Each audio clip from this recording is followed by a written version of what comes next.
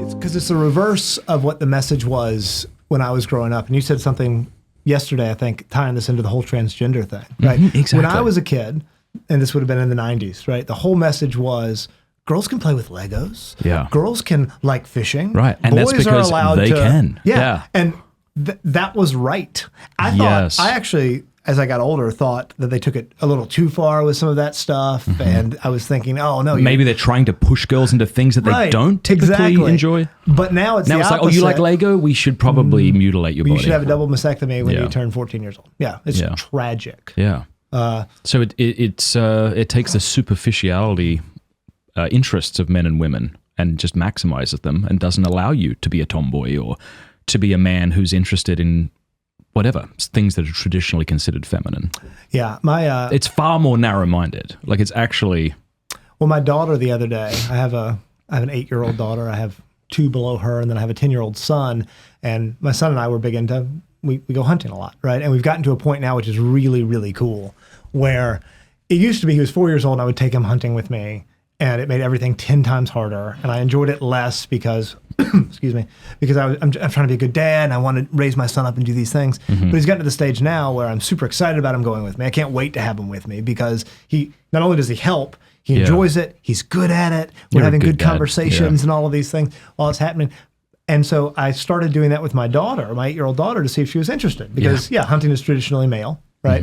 But there are girl hunters and there are girls who get into it. And it's a great excuse to spend time with one of the most beautiful people I've ever met, which is my 8-year-old. I love her to death. And I took her out a few years ago turkey hunting. And we sat in the blind and we put out some turkey decoys. I made some calls. We were there for maybe 20 minutes.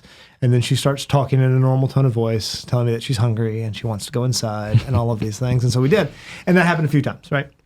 And so I sort of had thrown up my hands and said, all right, well, she's not really taking to this.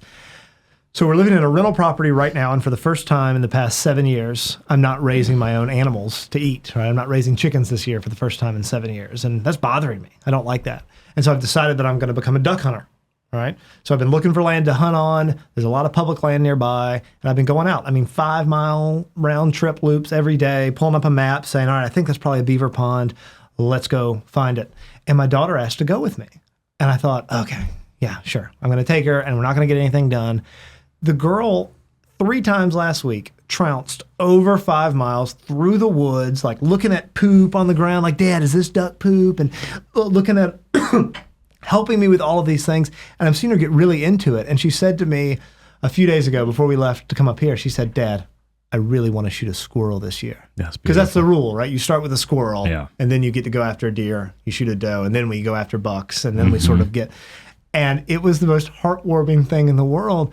But I'm so bothered that she's grown up in a world where if she has a couple of tomboy tendencies, like she just won a trap setting contest at the Trappers Convention I was talking about earlier, where if we weren't in this community that we're in, people are going to say, oh, you like things that are traditionally male. Therefore, are you sure? Are you sure that you're a female?